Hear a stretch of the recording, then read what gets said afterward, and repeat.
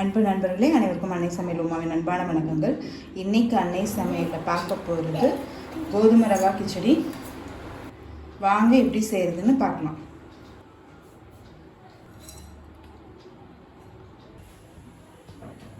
இப்போ 1.5 கப் சம்பா ரவை சேர்த்துக்கலாம்.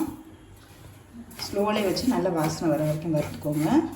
ஏற்கனவே ரோஸ்டடாக இருந்தால் கூட ஒரு தடவை வறுத்துக்கோங்க. இப்போ இது நல்லா வறுத்தாச்சு வாசனை வர வரைக்கும். இப்போ இதை எடுத்து தனியாக வச்சுக்கலாம். இதை நான் குக்கர்லேயே பண்ண போகிறேங்க. நீங்கள் விருப்பப்பட்டீங்கன்னா கடாயில் கூட பண்ணிக்கலாம். ஒரு பட்டை, 1 டீஸ்பூன் சோம்பு, கொஞ்சம் கருவேப்பிலை,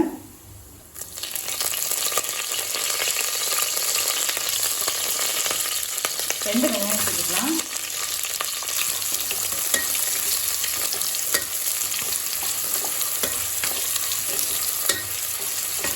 ஒரு டீஸ்பூன் இஞ்சி பூண்டு விழுது, 4 பச்சை மிளகாய்,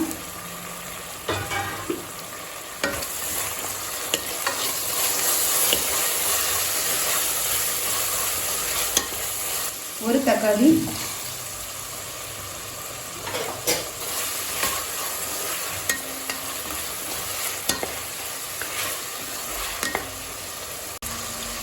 கொஞ்சம் முந்திரி சேர்த்துக்கலாம்.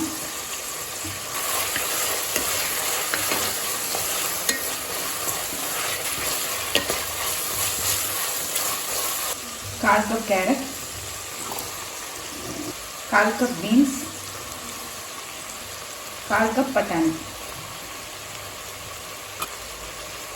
தேவையான அளவு உப்பு, கொஞ்சம் மஞ்சள்தூள்,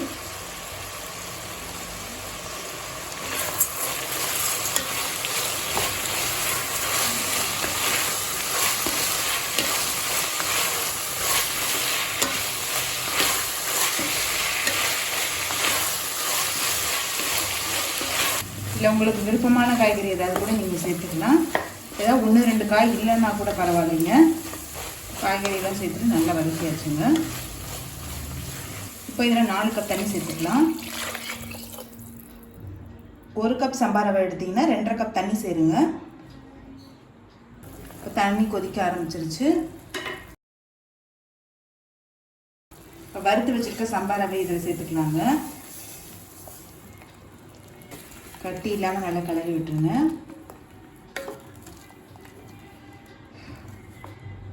இப்போ மூடி போட்டு குக்கர்லேருந்து 2 விசில் நல்லா இறக்கி வச்சிடலாம். இப்போ குக்கர்லேருந்து 2 விசில் வந்துருச்சு. கொஞ்சம் நெய் சேர்த்துக்கலாம்.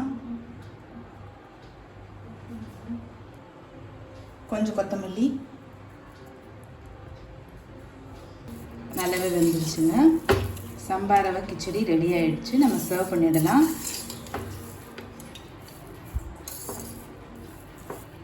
ரெசிபியை ட்ரை பண்ணி பாருங்கள். கண்டிப்பாக உங்களுக்கு பிடிக்கும். ரெசிபி பிடிச்சிருந்ததுன்னா வீடியோவை லைக் பண்ணுங்கள், கமெண்ட் பண்ணுங்கள், ஷேர் பண்ணுங்கள். இது வரைக்கும் அன்னை சமையல் சேனலை சப்ஸ்கிரைப் பண்ணாதவங்க மறக்காமல் சப்ஸ்கிரைப் பண்ணுங்கள். தேங்க்யூ.